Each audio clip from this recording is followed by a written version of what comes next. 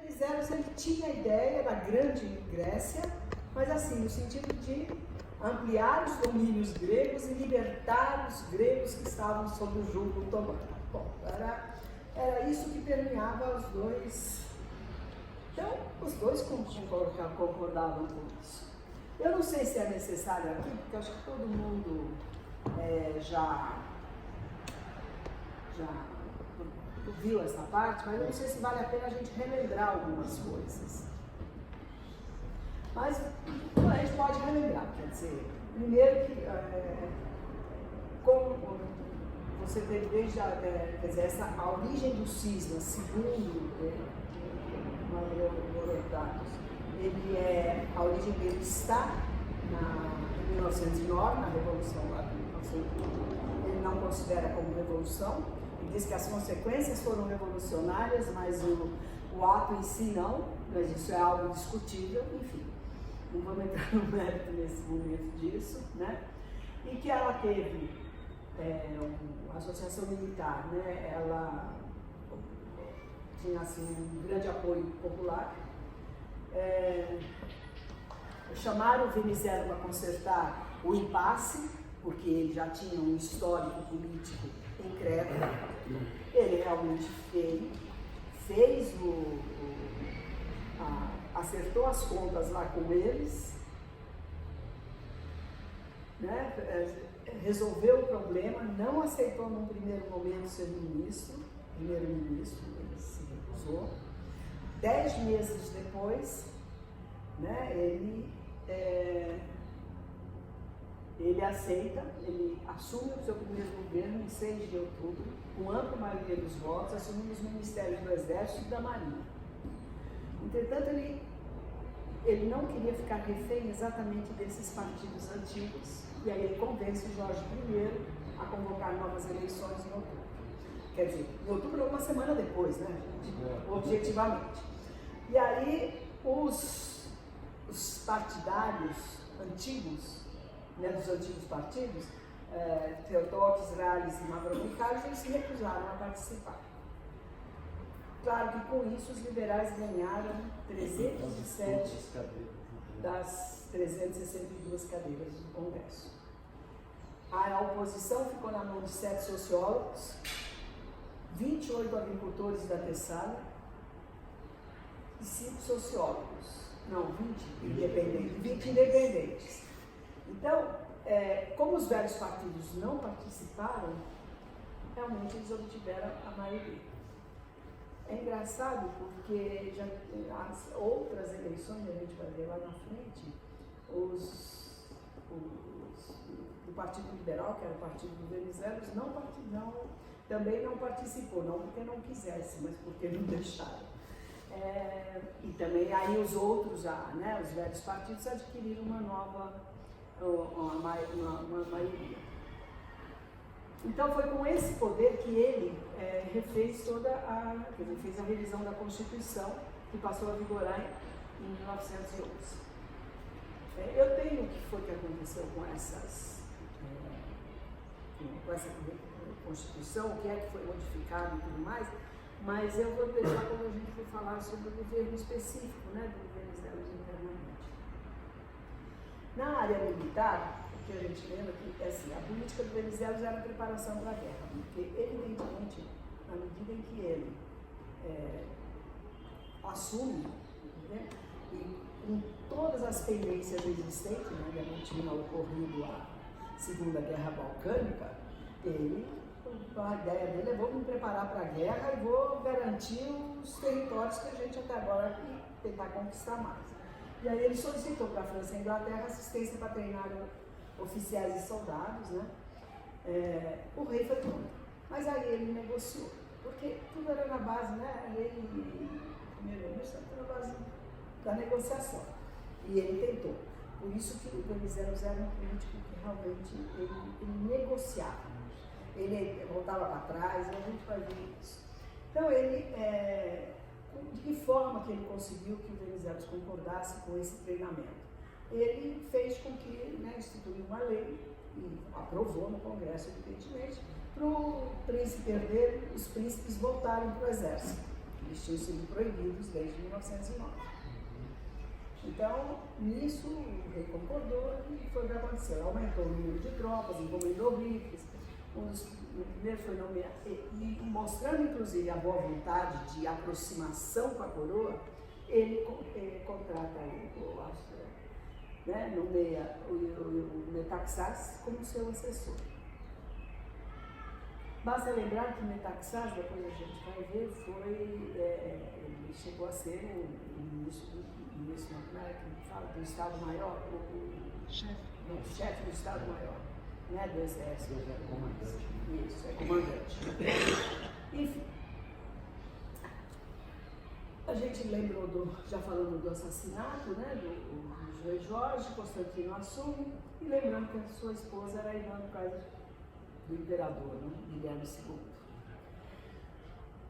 Nas guerras pós-balcânicas, a Grécia enfrentava então os grandes desafios, principalmente de integração nacional. Seu território estava praticamente, eu vou subir, estava praticamente dobrado, né, 93%, 77% da população. Existia o desafio de assimilação dessas novas populações, desses territórios, que alguns gregos, mas tinha muitos eslavos, judeus e muçulmanos. Lembrando que mesmo entre os gregos não eram iguais, eles tinham uma diferença não só em relação a códigos de direito civil, de regras, né, do Estado, diferentes do Estado grego, mas existiam assim, inúmeras diferenças econômicas, vários interesses na questão da justiça, do direito civil, porque todos eles tinham percorrido caminhos históricos diferentes. E aí, o que aconteceu? Por exemplo, vou dar dois exemplos, que um é Samos e o outro é Creta.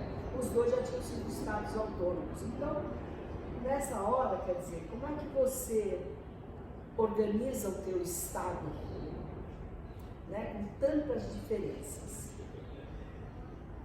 E além disso, você tinha que promover, quer dizer, o desenvolvimento interno, porque isso é o que, e promover uma política externa para assegurar as fronteiras recém-conquistadas, nesse contexto. Então, todos esses desafios, na realidade, os dois tinham que enfrentar. E enfrentar um cenário externo profundamente desafiador, mas aquilo que eles realmente pretendiam. Que era assim, o cenário externo, ele se debateu com o estouro da Primeira Guerra Mundial, na impossibilidade da Grécia realmente se voltar para o desenvolvimento interno. Embora o Venizelos não queria o desenvolvimento interno, que tomou várias medidas para isso, e a gente vai ver depois, mas o interesse dele era realmente ampliar os domínios gregos. Isso era um objetivo básico. Venizelos estava convicto, a Lígia até me perguntou por que Venizelos queria tanto, né, tinha tanta convicção de que a Inglaterra era o melhor aliado. Eu não consegui descobrir, a não ser, eu li várias coisas, mas ele era convicto disso, de que os ingleses, através dos ingleses, que eles conseguiriam realizar todos esse sonho dele da Grande Grécia. Acho que isso teve influência, talvez, no convívio dele em Creta, não sei, mas ou pelas razões econômicas, mas isso o Capotazzi efetivamente vai falar na próxima palestra. Capotazzi apenas falar na próxima palestra? Na próxima não, numa próxima palestra. Ela me disse que é um sujeito assim, bem preparado, e ele não era uma pessoa focada num único vetor, né? Ele conseguia enxergar de uma forma muito ampla, ele é um estadista, isso é verdade. E ele enxergava na Inglaterra, porque se você analisasse todos os elementos que ele precisava para poder pôr o plano em prática, em ação, a Inglaterra preenchia todos os quesitos, não é? Era a nação economicamente forte, era a nação com presença efetivamente nas fronteiras onde a Grécia tinha do mar. A Inglaterra ela fazia acordos inteligentíssimos com países, não é? Com relações não, com países que ela tinha uma presença e um interesse grande na Turquia, que era o que o Venizelos sabia que ia enfrentar e ia precisar de um parceiro que intermediasse. Então tinham várias coisas, entre várias outras ali, que podia acrescentar, além de ter, eu acho que entre todos eles, né, fosse o único que pudesse realmente fazer frente à Alemanha, né, que crescia muito com a questão bélica, armamento. Então, considerando... A Alemanha que eu falo é a Áustria-Alemanha. O Kaiser ele queria ter a posição dele junto com a Áustria. Né? Mas aí o que eu fico imaginando, tá bom, a Inglaterra tem todos... Por que não a França? Por que não a Rússia, que estava também ali, do lado, que tinha também um poderio para mostrar? Não esquece que... Bom, vamos lá. Por isso mesmo, porque a Inglaterra estava longe, era mais fácil, porque ninguém iba a atacar era lá. E outros estavam do lado. Não podiam ajudar, mas também podia cair rápido. A Rússia tinha pretensões. A Rússia tinha grandes pretensões. Você vai falar disso mais tarde, eu não quero entrar no assunto, mas um dos motivos que levaram, né, a expansão grega à Ásia Menor via Esmirna foi a pretensão russa nos Dardanelos, em Constantinopla. Então, entre os aliados ali já havia uma certa divisão. Então a Rússia tinha suas próprias pretensões ali. E era tanto é verdade que você vai falar disso mais tarde, eu não sei, mas em 1917, pouca gente sabe, mas havia duas divisões gregas que foram combater os bolcheviques. Sim. Isso ainda é na outra palestra. E por quê? Porque existiam 600 mil gregos naquela, mais ou menos, 500, meio milhão, 600 mil gregos naquela região que seria a Grande Rússia, né? Ponto, Odessa, então toda aquela região ali, né? Que hoje é Ucrânia, etc. Então, isso essa visão é aquilo que a gente estava conversando de uma outra vez. Além de ideologicamente, eles são um liberal. Assim, se a gente tivesse, quer dizer, na verdade ele era muitas coisas. Ele era muita coisa. Mas ele era um liberal no sentido de incentivar as forças produtivas gregas e incentivar a industrialização. Tanto que todo o esforço que ele fez no sentido de organizar e disciplinar as forças de trabalho, o operariado, foi no sentido, não porque ele era bonzinho e socialista, foi no sentido de organizar as bases produtivas do incipiente processo de industrialização grego.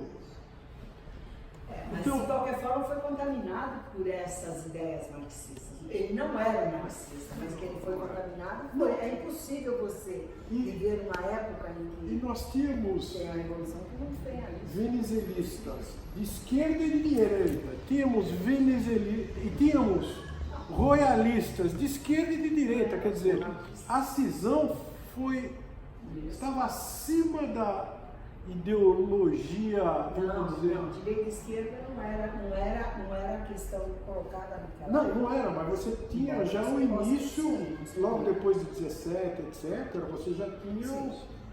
Então você tinha nacionalistas e vários, o espectro ali ideológico, você tinha um racha entre monarquistas, vamos ser royalistas e eles se caracterizavam como, né, dois grupos opostos. Dois grupos opostos.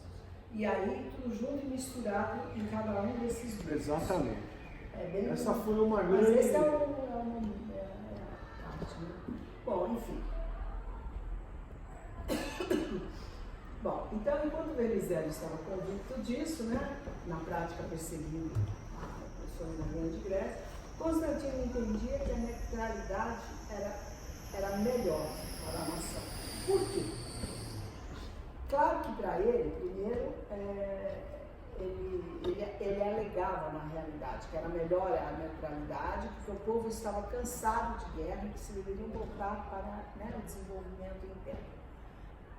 Na prática, e a gente demonstra isso, ele simplesmente só favorecia a Alemanha, né, e todas as forças anti-reservistas. E aí, podemos, eu coloquei essa foto aí só para ter noção. Esse aqui é o nome dele é Streit, George Streit. Na realidade ele era de origem alemã, né? E e ele, o cara era da área de influência. Ele, o Metaxás e o Dusmani, que é esse aqui, eles tinham assim uma grande influência. Só lembrando que Metaxás depois na guerra, na Segunda Guerra Mundial, antes disso ele foi um ditador e embora ele foi pressionado, assim como Getúlio na época aqui também, foi um período que teve assim, um encantamento pelas forças nazistas, mas depois ele teve que cair na real. Enfim, mas assim, vamos entender o Constantino e a permanente neutralidade. Primeiro, as ligações familiares, não eram só razões parentais, quer dizer, o fato dele ser. Existia também questões geográficas, que ele não podia se aliar à Alemanha, porque estrategicamente, aí quem entende seria um tiro no pé. Não, a verdade é que a situação grega era uma situação bastante delicada, complexa, dado o cenário da guerra que estava se desenvolvendo. Então, sim, claro. Qualquer decisão ali era uma decisão difícil. Era um tiro no pé, isso mesmo. E eles tinham, quer dizer, lembrando que as coisas começaram a partir dos Balcãs, né? Então a gente tinha realmente o perigo iminente de tudo aquilo que tinha sido conquistado ser invadido. Invadir a Grécia era algo fácil, né? Se não se aliasse a alguns dos lados. Ele insistiu. Existia uma estreita relação entre Atenas e Berlim, né? Há vários documentos que provam isso, né? Que existia um conluio, se reuniam constantemente. A esposa do Constantino, Jorge Streit, o Metaxás Dusmani, né? O Metaxás estudou na Academia Militar alemã. Ele foi educado militarmente como um oficial prusso. Todos eles. Então, isso. E não vamos desmerecer o Metaxás, estrategicamente, como comandante militar, ele era brilhante. Ele era brilhante. A análise que ele fez tem um memorando famoso, não sei se você vai falar sobre isso, um memorando famoso que ele escreveu para o rei, não recomendando a invasão da Anatólia, porque ele considerou indefensável vis-à-vis a situação militar grega. Ou seja, era algo arriscadíssimo e foi exatamente o que aconteceu. Ele anos antes, 5 anos antes, ele já tinha estrategicamente dado o resultado. Não, ele para o rei, né? Para o rei, ele era o assessor dele. Ele ocupou um cargo, ele ocupou o comando das forças, né, do Estado Maior, depois ele se demitiu, e a gente vai ver por quê, e aí depois ele foi ser assessor do rei. Pronto, então ele realmente tinha um poder, ele tinha uma visão estratégica militar, que era questionável, enfim. Aí a gente tinha também, eles tinham em reuniões, isso também está provado quando você de documentos existentes, principalmente de um diário do Streit, em que mostra esses encontros, assim, com representantes da Alemanha, temos o embaixador, o assistente militar, o diretor de escola alemã da arqueologia e ainda o notório Barão Schenk, é isso? É assim que se pronuncia? Eu não sei. Que era o representante, aparentemente, da empresa Krupp, mas que era fabricante de armamentos, enfim, de toda uma infraestrutura de equipamentos, né, necessários. Mas oficialmente, ele era o responsável pela propaganda alemã, né? Ele comprava jornais e jornalistas, isso daí tem vários documentos a respeito disso, né? Os mesmos documentos diziam que o embaixador austríaco apenas transmitiu a Viena, né, para o Jorge Strait, que havia dado jornais, né, gregos que poderiam ser adquiridos. E ele adquiriu, na realidade, ele adquiriu alguns jornais. Uma coisa interessante é porque a Alemanha fazia isso também com o sultão otomano, no Império. No mesmo período. No mesmo período, né? Aliás, ele conseguiu muito mais sucesso com a... por isso que a Turquia... Então, aqui ele não conseguiu porque você tinha uma força... Sim, antagônica. E a gente, não é só a pessoa, gente, a ideia da Grécia Grande era algo que permeava, né, todo mundo. Não é que permeava só alguns, que permeava todo mundo. Então, mas uns mais do que outros, né? Mas foi mais... Uns mais do que outros. Não, acabou se demonstrando que era... Depois eu vou fazer um negócio, eu acho que isso é mesmo. Você vai falar mais tarde. Enfim.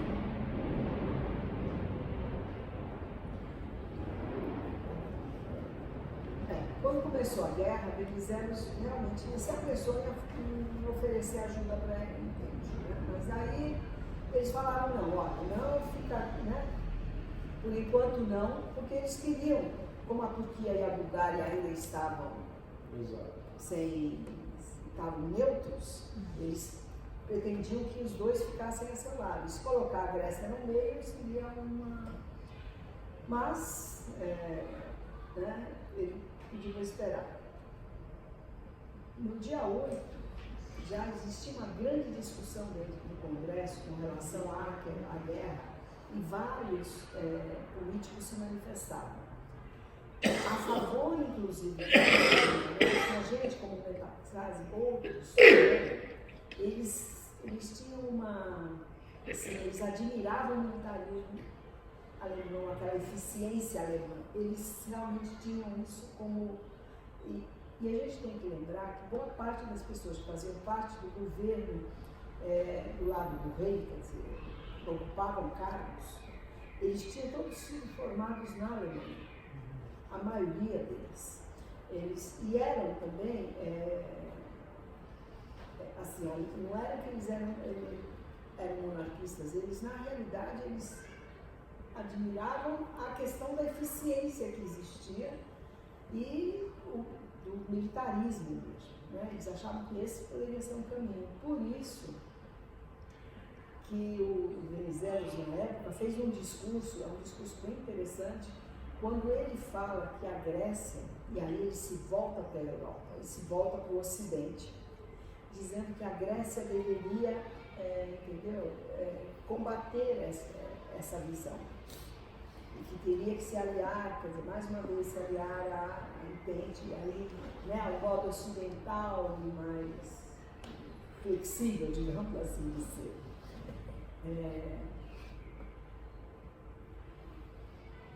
Além desse grupo de influência, você tinha esse aqui, Osaínos, que foi que substituiu o Venizelos na renúncia dele. Esse aí também eu vou falar dele, que ele fez uma grande bobagem na história. Ele fez.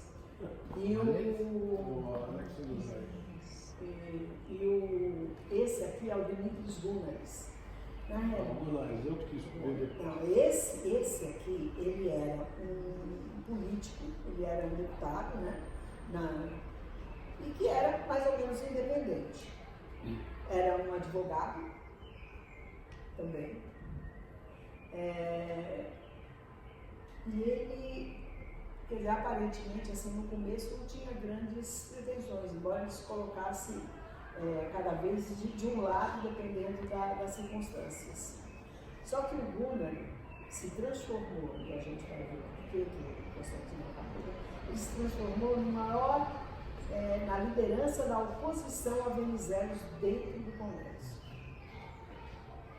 Ele aparentemente era uma pessoa insignificante, que adquiriu importância a partir do momento em que o Constantino o coloca como primeiro-ministro. É isso. Então vamos lá.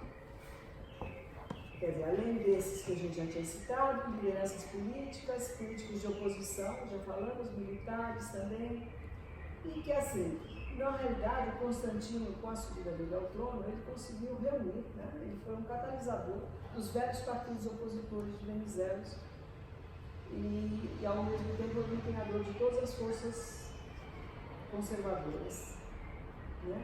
De oposição, que queriam eliminar as modificações realizadas em 1909. Então, era a velha Grécia versus uma nova Grécia.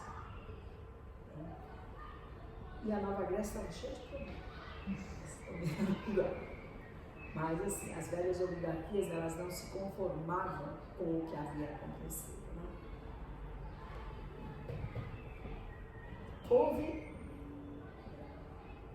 em janeiro de 1915, houve um convite, né, para entrar na guerra. A Inglaterra, né, promete para a Grécia, se ela ajudasse a Sérvia, ela ter uma troca na Ásia Menor. Entretanto, não podemos esquecer que a Grécia já tinha um acordo com a Sérvia de apoio contra a Bulgária. E isso foi, assim, um momento de grande tensão em janeiro, na Grécia, em Atenas, porque o rei era completamente contra se fazer qualquer coisa. E aí o que acontece? O Venizelos escreve duas cartas. Uma, ele escreve as cartas para o rei, se coloca favorável à ajuda, considerava, entretanto, ainda seria indispensável a parceria com a Romênia, assim como com a Bulgária, a quem em troca oferecia a região de Kavala e Drama. Isso aqui, então, aí, porque esses são os conchavos e os acordos existentes. Foi E Venizelos? depois, no futuro... Foi Venizelos Foi ou Venizelos. Inglaterra? Não foi Inglaterra? Não foi influenciado por Inglaterra que apareceu a Cábala? Não, peraí. Qual é o contexto? O contexto é o seguinte: a Sérvia tinha sido invadida pelo Império Austro-Húngaro. E não só estava sendo invadida, como não estava. O prospecto da evolução dessa frente era muito ruim. Os ingleses, para evitar que a Bulgária entrasse do lado das potências centrais, numa forma de comprar a colaboração búlgara, ofereceu o quê? Uma cenoura. Essa cenoura, o que é? É a região do norte da Grécia, que ela sempre teve pretensões. Então, mas esse acordo, peraí, deixa eu entender, porque pelo que eu entendi do material que eu li em vários outros artigos, o Venizelos naquela, porque ele evidentemente, mesmo ele dizendo não, a ideia não é dele, mas ele negociou isso. Nas negociações, porque assim, ao mesmo tempo que o rei fazia negociações, o rei e o grupo dele faziam negociações com a Alemanha, secretas, o Venizelos fazia a mesma coisa com relação à Inglaterra. Não parava, eles não era uma coisa, tá bom, quando eles avisaram eu vou fazer, não, eles estavam interagindo. Perfeito, a ideia não era dele. Então ele teria um osso e uma cenoura também. Aí o que os ingleses fizeram? Você cede isso para a Bulgária e a gente oferece uma área não muito bem determinada da Ásia Menor, que era o grande sonho do Venizelos. Ele vê isso como uma oportunidade para número 1, entrar na guerra, que ele sempre quis, e número 2, expandir e já fincar Claro. Era a oportunidade. Era oportunidade. Só que, bom, continua aí. Bom, então acontece assim, ele disse que fazia isso em troca oferecia, quer dizer, isso foi o que ele mandou para o rei, uma carta em que ele dizia isso. Aí acontece que a Romênia se recusou a participar, portanto, ele foi obrigado a fazer uma segunda carta. Eu imagino que entre 11 de janeiro de 17, eles não pararam de negociar a Inglaterra e... Porque na hora que a Romênia diz não, o Venizelos não deve ter ficado assim, ah, tá bom, então agora eu vou. Não, ele deve ter ido lá na Inglaterra e disse, olha, é o seguinte, nós estamos aqui, ela está dizendo não, o que vocês vão me oferecer? Porque é o jeito que tem de você negociar com o rei. E aí ele escreve dizendo exatamente que valeria a pena com a Bulgária se, né, porque a Grécia perderia 2.000 metros quadrados e uma população de 30.000 gregos, mas ganharia na Ásia Menor 125.000 metros quadrados e uma população de 800.000 gregos. Lia, nessa época, a coisa parece que estava acontecendo fora das fronteiras da Grécia e apenas na região panislava ali central. Não, mas na Rússia estava tendo. Então, mas na Rússia não, na Rússia estava tendo e na Turquia estava tendo grandes movimentos. Isso, exatamente. Na Turquia já estava tendo grandes movimentos. Já tinha começado antes. Esse cenário aí hoje estava acontecendo um conflito muito sangrento na Sérvia. A Sérvia estava perdendo a Sérvia, muitos, assim, grande parte da população nessa guerra com a Áustria. Ela foi derrotada. Então, a Sérvia foi derrotada e a gente tem que lembrar que houve um momento em que o governo, quer dizer, o reinado da Sérvia, com mais não sei quantos mil soldados, que agora eu não lembro o número, mas está lá na frente, eles foram para Corfu. E de lá, entendeu? E foi essa ameaça que trouxe outras consequências. E que estas ideias vinham sim da Inglaterra, isso era um fato. Agora, o Venizelos, ele estava extremamente preocupado nessa época, porque aquelas fronteiras que ele tinha conquistado, sim, tá. O sonho estava indo Inglaterra embora. e França. O sonho, Inglaterra e França, os dois o sonho estava indo embora, a ponto mesmo dele ter permitido ali que um contingente monstruoso da Inglaterra e da França se estabelecesse em Salão. Daqui a pouco a gente vai ver isso. Então, eu estou fazendo um pouco da linha do processo, como é que foi internamente. Então, assim,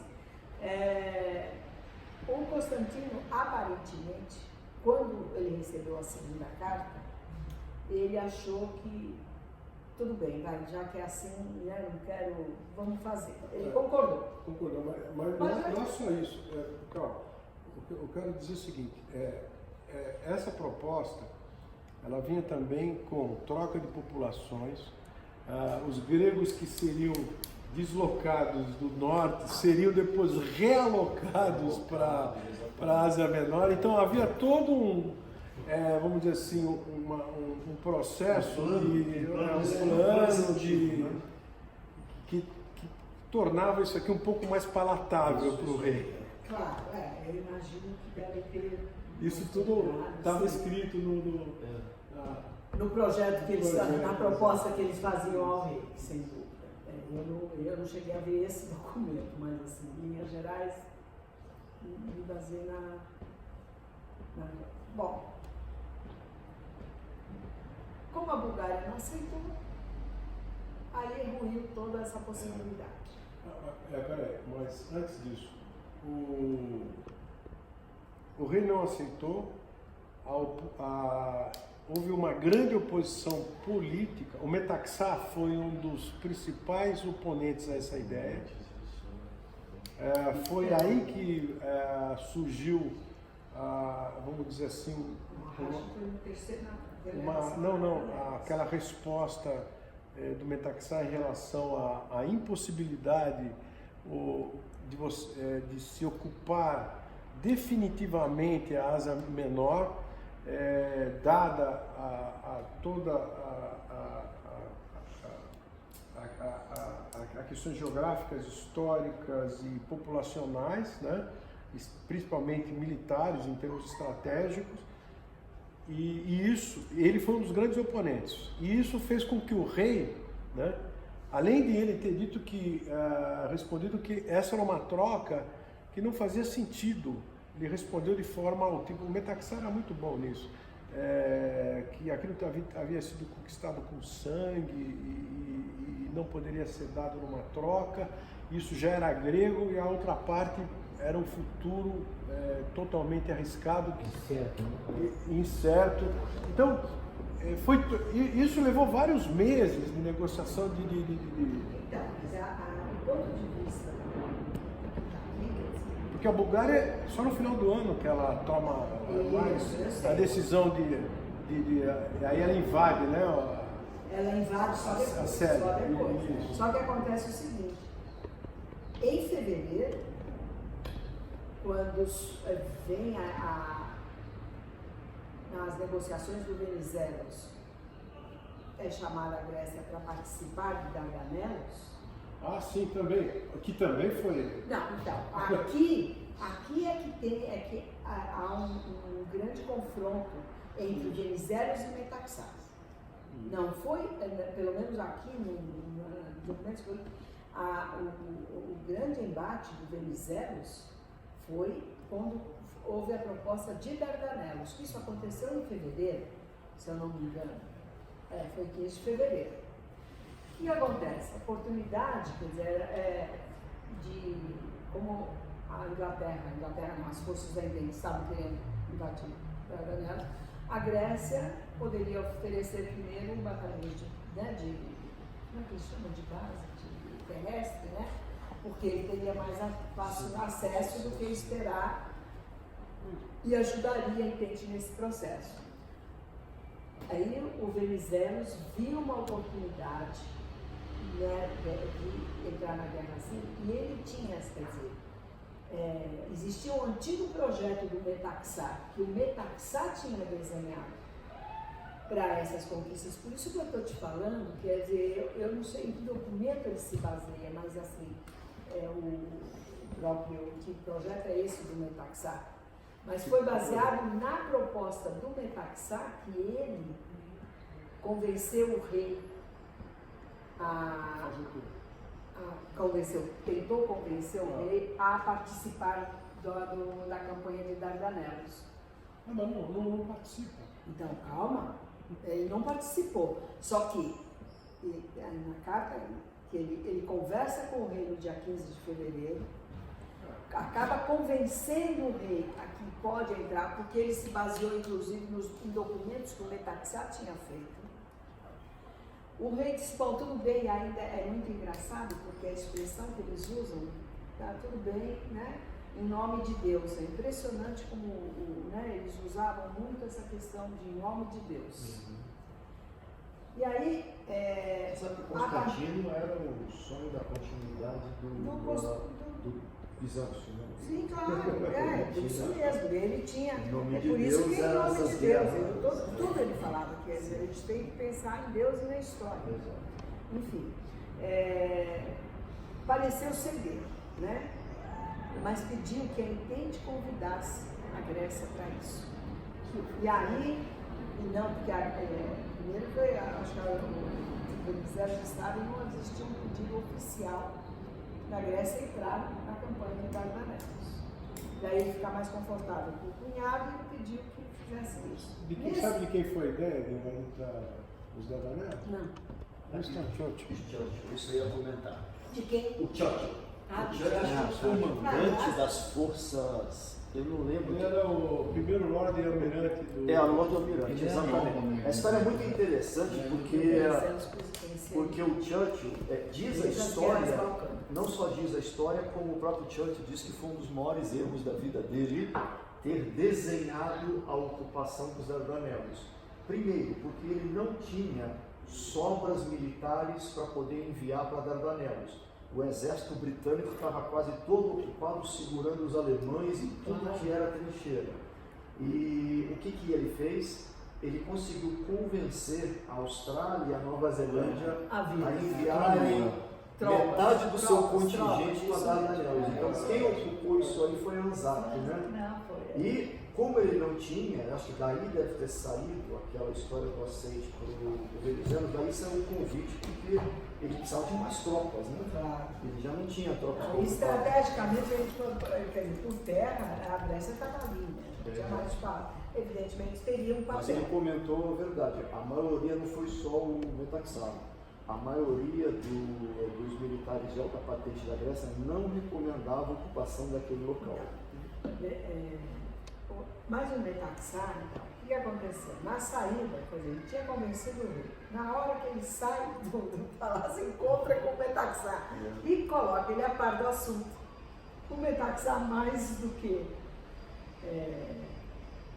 né, ele falou, eu não acredito, acho que Dardanelles já foi fechando, ali não vai dar certo, já te colocava em dúvida, não tinha, a Grécia não tinha condições, etc. e tal. Para fazer, e pede demissão.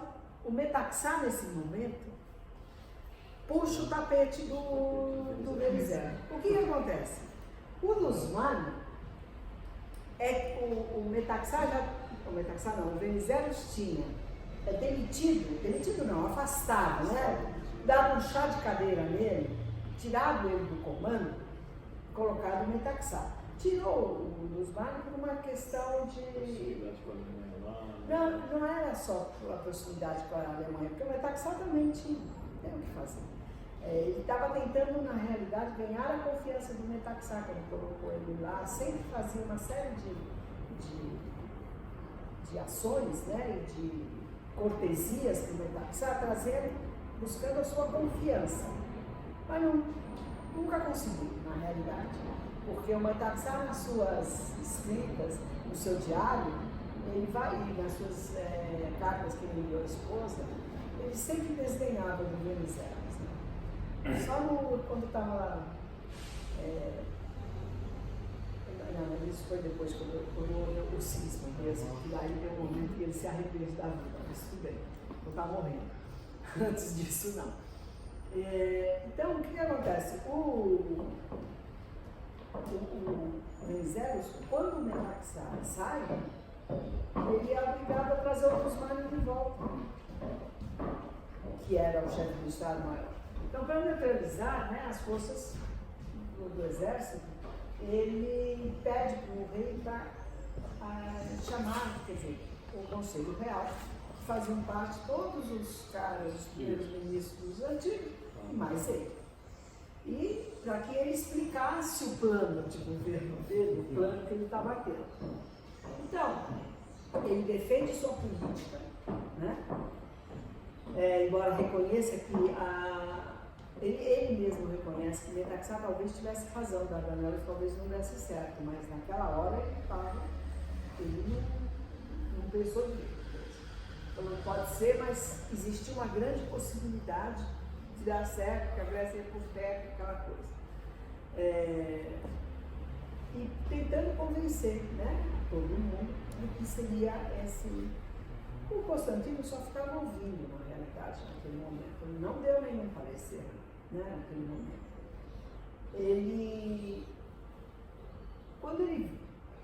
Quando foi questionado várias vezes pela questão da realização militar mesmo, se isso era viável ou não viável, ele, colocando em dúvida, ele falou que até apoiaria um governo que mantivesse a neutralidade, desde que o Kaiser assegurasse que o norte das suas fronteiras ficassem resguardadas. Isso foi, ele se dispôs a isso e falou isso. Aí teve uma segunda reunião nesse conselho. Aí o Venizelos sempre tentando entrar na guerra, ele disse, não, vamos fazer o seguinte então, vamos mandar só um terço das forças que a gente tinha prometido para entrante, embora eu acho que isso não seja assim, não vai ter um bom resultado, e a gente coloca o resto do exército lá em cima para garantir que ninguém entre. Quer dizer, garantir que a Bulgária não invadisse né?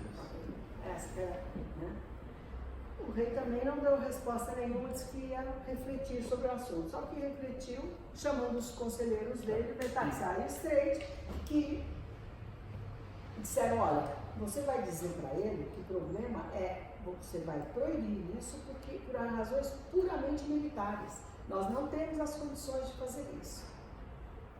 E foi o que o rei fez. Ou seja, quer dizer, foi uma... O Venizelos, na realidade, ele foi pego numa armadilha que ele mesmo tinha criado. E aí, diante da recusa, ele não tinha mais como ficar, né, no governo.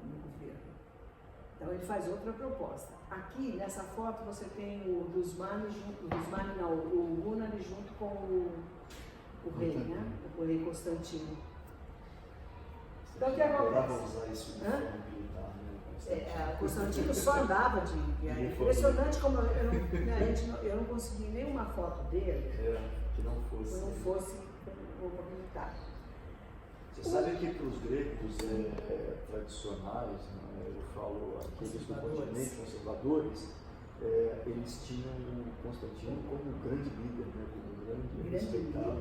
Gente, vamos pensar um pouco no que era o Constantino naquela época. Primeiro, era um rei. Era o primeiro rei grego. E era militar. Era ele com os soldados deles, entendeu? Era aquela... Era imaginário. Como é que isso funcionava no imaginário das pessoas? A maioria dos gregos que foi para combate, não que defenderam, foi orgulhoso dizendo que estava atrás de Constantino. Mas sim, percebe? A Megalibréia perpassava todo mundo. E o rei, ele tinha naquela época, uma época que estava acabando, né? Mas ninguém sabia que isso estaria acabando. Mas era uma época em que, entendeu? Ainda era muito fantasiosa, né? A ideia de que um rei que vai defender os seus súditos, o lugar em que ele ia à frente da batalha. Ele vai à frente da batalha, não é o cara que senta e diz, manda, vai. Não, ele ia à frente. Então, esse imaginário pesou muito na questão do cisma. Pesou muito no cisma. Bom, o Venizelos propôs, então, que se formasse o governo com os Zaínes. Foi ele que propôs. Né? Acontece que os Zaínes acabou não aceitando. E aí o rei ofereceu para o Stéphanos Kulides. E o Stéphanos Kulides também não aceitou. E aí ele deu o governo por Dimitris Gomes. E aí esse que era um cara independente, que não era ligado a nada, e que o rei o chamou, se é seu. Aí ele se torna realmente um ídolo de Venizelos, né, de Venizelista. Ele cria um partido nacionalista, com nome de nacionalista. Ele começa a usar de violência, ele não tinha nenhum problema de usar violência. Para vocês terem uma ideia, ainda que o Venizelos volta, quer dizer, quando ele se desfaz do governo, vai para as Pétras e volta, ele simplesmente foi proibido de desembarcar em Pireus. Ele foi proibido de ir no dia comemorar o 25 de março na catedral, porque eles cercaram a casa dele. Aí o que claro, porque quer dizer, eles não queriam o quê? Que ele encontrasse, porque como ele tinha um poder de persuasão muito grande, o Venizelos, acho que os Hunos, todo o governo, na realidade, tinha medo dele para convencer o Constantino de encontrar. Não, e o povo também gostava dele, ia aí junto para mostrar apoio. Se podia transformar numa questão política. Em Atenas, depois a gente vai ver que houve realmente uma grande. Nossa, estou falando, por isso que eu digo que não dá tempo, mas enfim. Bom, no dia 26 há um congresso do partido, né, do Partido Liberal, e aí o Venizelos resolve se afastar da política. Estava muito desgostoso, etc. e tal, e embarca para o Egito. Chega lá, é recebido pela comunidade grega do Egito, um grande, né, festas e pompas, ele se anima, vai para Mytilene. Mytilene também ele é bem recebido e tudo mais, se entusiasma novamente. E aí acontecem as eleições de 31 né? Enquanto isso, quer dizer, enquanto ele está em Mytilene, etc e tal, no Egito, etc., o Rounanis, quer dizer, há uma grande pressão para a entrada na guerra da Entente e também pelo lado dos alemães, porque ali a coisa... O Rounanis começou as negociações com a Entente porque ele não tinha como não fazer essas negociações, e aí ele se pretendeu, né, estaria à frente, não o Venizelos fazendo essa negociação. Os príncipes Constantino também pressionavam para entrar na guerra ao lado da Entente, porque os dois tinham uma visão diferente da dele. Não tinham compromisso, né, com o cunhado do Constantino. E o Ioannis Dragunis, né, ele tinha uma ligação desde a Primeira Guerra Mundial também, na realidade ele era embaixador lá na Rússia. Então ele também pressionava para entrar do lado da Entente.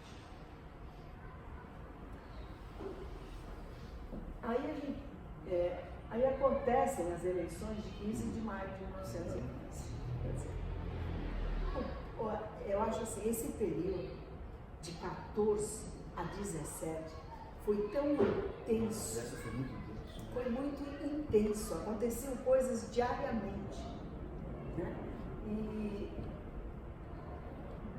eu acho que não houve nem tempo de assimilação de tudo que estava acontecendo, porque estava em curso. Não existiam forças pelas quais você não. Então, nas eleições, a campanha predominante era a campanha de segurança e paz do Constantino contra os Filopólemi, né, os que queriam entrar na guerra. A campanha de segurança e paz baseou principalmente na máquina estatal e no generoso investimento alemão, que eu não sei dizer quanto é, mas que naquela palestra de análise econômica que o Capotaz vai fazer, ele vai nos informar sobre isso. Bom, monarquistas, entre aspas, versus liberais, né? E os liberais ganham. E aí o que acontece? Das 316 cadeiras, os liberais ganharam 186. 124 vagas ficam para a oposição. Sendo que 95 desses 124 eram do Partido Nacionalista do Rounanis. Então eles ganham. Em 27 de junho, Venizelos retorna, né, embevecido com a vitória. Acontece eles fazem um congresso do partido em 4 de julho, ele faz um puta discurso, etc. e tal, né, de reassumir, enfim. E ele coloca o Ministério do Exército, para o Ministério do Exército, para Panagiotis Daglis. Quero falar um pouco sobre esse período. Por quê? Nessa campanha, que eu acho que aí é a campanha eleitoral que traz eles. Você está dizendo no período em que o Venizelos estava afastado. O período ele estava lá, ele só volta quando ganham as eleições. Mas o Partido Liberal estava em plena campanha também. Sim. Não é que não estava. Porque ele estava, o Venizelos estava afastado. Ele tinha se afastado da política. Então, deixa eu só ver.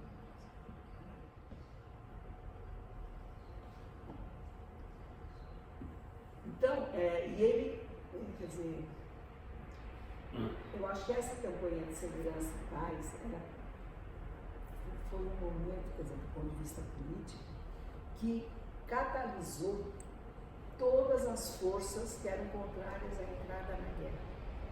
E a população, entre nós, estava cansada de guerra, principalmente, né, Mas mesmo assim, quer dizer, com tudo isso, que foi, Jorge? Não, os liberais ganharam. Os liberais ganharam. Com tudo isso, os liberais ganharam. Mas em Atenas, eu acho que isso ficou uma parte, aqui não é só em Atenas, né? Essas cadeiras, elas Atenas estava rachada, né? Não, ela estava rachada, mas ainda não estava caracterizada esse cisma. Os nacionalistas estavam mais no centro da Grécia, né? Tessalínia. Não, esses nacionalistas em Atenas, eles cercaram. Houve muita... não foi tão calmo assim as eleições. Existia muita perseguição.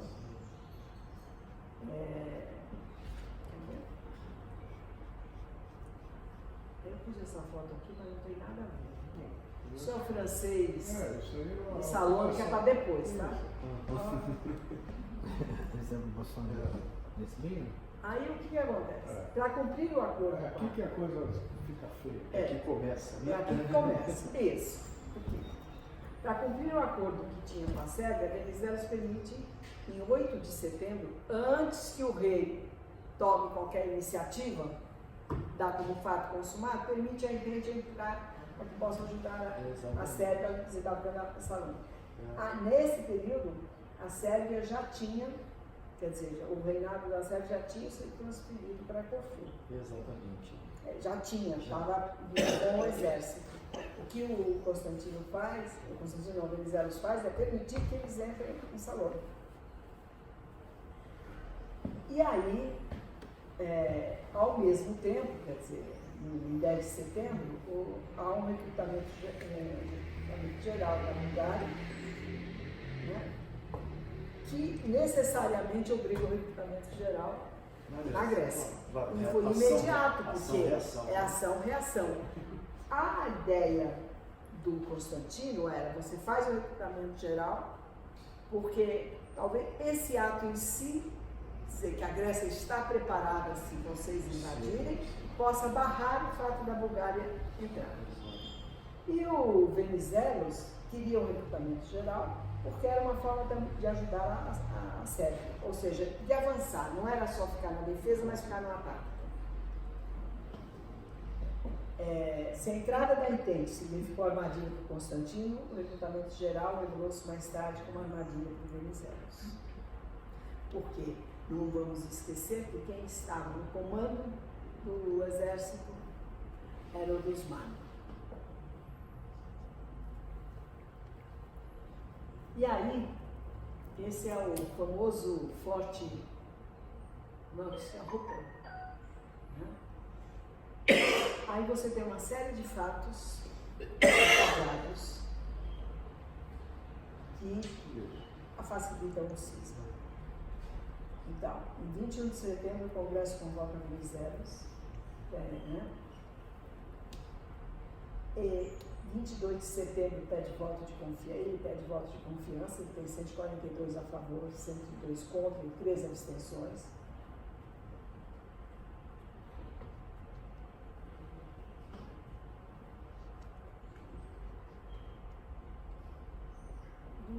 Não, peraí, o Venizelos pede a segunda vez para sair, né? Isso. Ele, é na hora que ele... Está faltando isso. Então, quando acontece isso, ele realmente renuncia, porque ele não aceitou a questão de ter...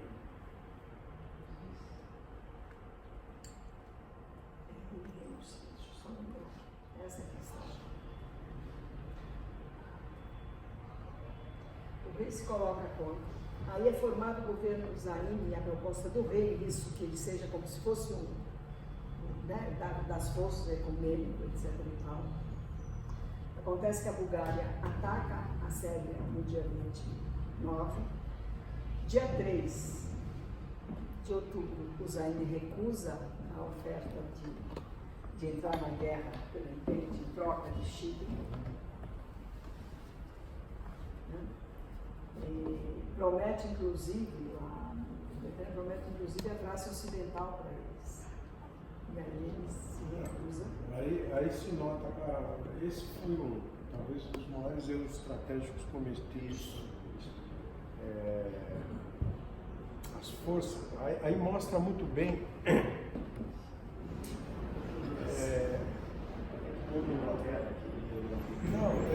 qual era o comprometimento dos royalistas, vamos chamar assim, né? Com a Megalidé. Aí você, né? Tirando toda a questão ideológica, propaganda, esse é um fato que marca exatamente, porque o Zaime nada mais é do que um mensageiro do grupo conservador, do grupo das oligarquias, exatamente, dos monarquistas, né? Todo mundo era monarquista nessa época até, né? Mas dos royalistas, né? Nesse ponto. E essa recusa mostra, primeiro, um atraso total em termos de avaliação geopolítica, um não comprometimento com a Megalidé, no sentido de expandir a Grécia na direção correta, né?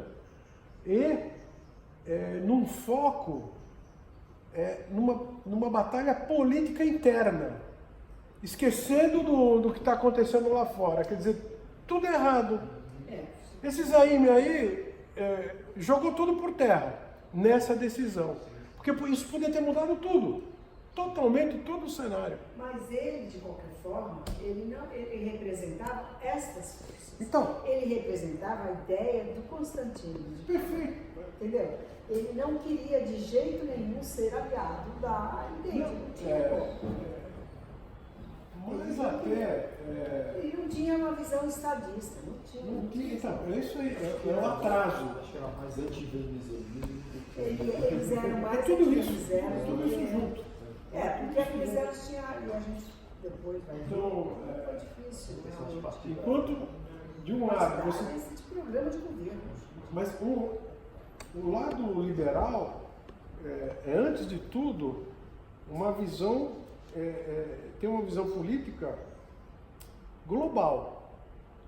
O outro partido, esse comprometimento com a Megalidé é um tanto quanto mercadológico, na minha opinião, de propaganda política, porque na hora do vamos ver, exatamente as decisões tomadas são exatamente contrárias a que você esperaria. Então, para mim está claro aqui, e não só isso, a entrega do Forte, então, aí é um absurdo total. Ali vamos mostrar mais realista que o rei, na realidade. O que eu acho assim, o governo Jair, na realidade, ele não representava um governo que tivesse ideias próprias. Ele era simplesmente acatava as decisões desse grupo que fazia parte que assessorava o rei. Esse é mas o rei também, mais uma vez, mostra o que eu já tinha falado na última, que era um sujeito de inteligência limitada e de visão geopolítica limitadíssima. Mas eu só quero dizer o seguinte: em abril de 1915, isso a gente tem que considerar, o rei estava doente. E quero dizer, a doença dele era muito séria. Eu li um artigo, é muito engraçado, eu acho uma parte engraçada, porque nesse artigo dá um relatório médico de vários, né, dos boletins médicos que ele esteve internado e tudo mais. Ele tinha um problema seríssimo de ordem cardíaca e de ordem renal. E demorou muito tempo para realmente se recuperar. Nisso, quem é que estava mandando? O grupo que o assessorava. Streit, a esposa e o Betaxá. Então, num dos boletins médicos que eu li, o rei está passando bem. Ele até comeu um pouco e fumou um cigarro. Quer dizer, o cara é um problema cardíaco. Isso é grego. Isso não é, entendeu? Normal. Mas, entendeu? Bom, enfim.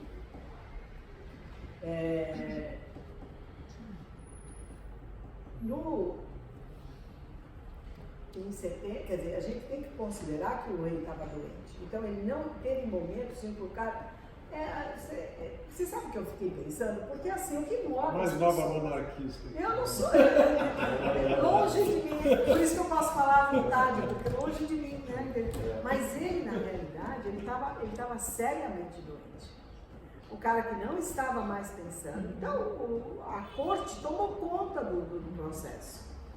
Não sei se ele estivesse em sã consciência, teria permitido que essas coisas fossem realizadas. A invasão da Bulgária, a invasão que a Bulgária comete sobre a Sérvia, já por si só, já é um caso bélico, porque havia aquele pacto. Claro, né? Claro. Então, não, ele rompe. ajuda para a Sérvia. Ele rompe. Exatamente. Ué, por isso que estava todo mundo. Então, em setembro, né? Quer dizer, nós vamos nos fatos. O rei continuou doente. O rei continuou doente por um bom tempo. Ficou meses afastado. Mas não estava doente da cabeça? Assim, depois ele tem Tava. que pensar. Não, ele estava, porque por vários motivos, nos boletins médicos, dizia que muitas vezes, gente, ele estava com uma infecção, ele estava quase morre. Não, tinha confusão mental e quase que morre por sepsemia. Ele estava com um problema de infecção seríssimo. Imagina naquela época. Está querendo justificar o rei. Então, perfeito, mas não, tem que considerar isso. Eu não sei, porque eu fiquei pensando em duas pessoas que tinham o mesmo sonho. Mas atrás dessas pessoas existe toda uma multidão de políticos que não tem a mínima. Além disso, e aí essa parte que você também, eu espero que um dia fale direito sobre isso, que é o seguinte: além de ter um bando de gente que os via como grandes lideranças, você tinha interesses de classe, objetivos, apoiando um e outro. Então, isso talvez depois a gente possa falar a respeito também, né? Enquanto conflito de classe que estava acontecendo ali. Bom, o Venizelos vai, apresenta todos os seus argumentos, né? 142 são a favor, 102 são contra e há 13 abstenções. Porque foi para que o governo Zaim se tornasse um governo econômico. A Bulgária, no dia 29, ataca. O Zaim recusa a oferta. O Congresso eleito, em 1915, ele é simplesmente desfeito. Né? Estabelece o tempo. E aí, o que é inconstitucional. E esse foi um dos motivos que as grandes potências, como potência garantidora, nós podemos entrar. Está fora. Só lembrando. Vai para a Suíça. Só lembrando que já existia uma anomalia constitucional quando o Metaxá, quando o Constantino assumiu. Porque o Constantino assumiu e ele era depois como comandante das Forças Armadas, no início como comandante, como general, ele respondia ao governo. Na hora que ele assume... O problema da Constituição grega é que dava poderes extraordinários para o rei em questões de política externa. Isso. Então, em questões de política externa, havia uma questão mal resolvida na Constituição grega com relação a conflitos de interesse entre o governo e a monarquia. Isso. A monarquia, e esse era o problema constitucional da Constituição grega. E hoje... E motivo do cisma também, quer dizer, gera essa situação. Não, então, porque o que o Venizelos, na época que o Metaxá pediu a demissão, porque não concordava com a troca da unidade delas e tudo mais, o que acontece? O Venizelos, quando viu aquilo, jogou para o rei resolver essa questão. E o rei, evidentemente, foi na onda do próprio Metaxá, claro. Entendeu? E claro que a derrota da Entende em Dardanelos, naquela campanha, só trouxe, quer dizer, dado positivo para o próprio Metaxai e para o rei nesse processo. Tá vendo? O que eu estava dizendo aconteceu. Enfim. Mas, até hoje se discute a situação de Chipre. Até hoje a Grécia está em negociações. Olha, como começa. Não adianta culpar os outros. Não adianta pôr culpa nos outros. Não. Esse é o meu ponto principal. Não. Internamente... Os ingleses estavam dando de mão, estavam implorando, leva aqui Chipre, vocês não querem Chipre? Não. Não, é visão. Poderia ter sido diferente, sem dúvida. Enfim, mas vocês veem que os acontecimentos, eles são muito rápidos, né? Exatamente. Na realidade, quando se desfaz o Congresso de 1915, o Partido Liberal, nas eleições que foram convocadas, não participa. Não participa. Esse Congresso, ele vai voltar mais tarde. Mas é importante não ter participado, porque depois foi o Congresso dos ressuscitados, né? Os ressuscitados. Do Lázaro, o Congresso do Lázaro. Então, foi boa essa, que ele chamou. Bom, entrega.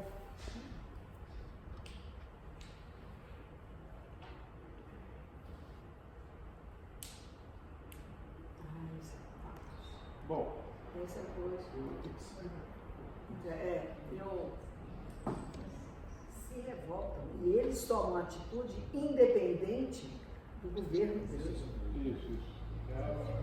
E aí Venizelos, que não era, que tinha se comprometido a não ser contra o rei, a não ser nada disso, ele não tinha nenhuma. Sempre quando fez os acordos com a Inglaterra, até porque nenhum deles queria que a monarquia fosse extinta. Pelo contrário, todo mundo estava de acordo, né? Por isso que ele também negociava o tempo todo, ele não era um antimonarquista, pelo contrário. Mas o que ele entendia é que ele podia suprir a ausência de uma entidade extra-fronteira, né? Como era a presença da monarquia. Né? Deixa eu só tentar achar, porque assim, a gente já sabe, né?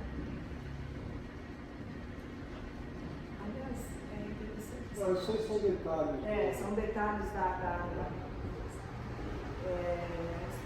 Bom, em outubro, as tropas anglo-francesas desembarcaram em Salônica, que foi quando Venizelos permitiu que as tropas desembarcassem para ajudar a Sérvia.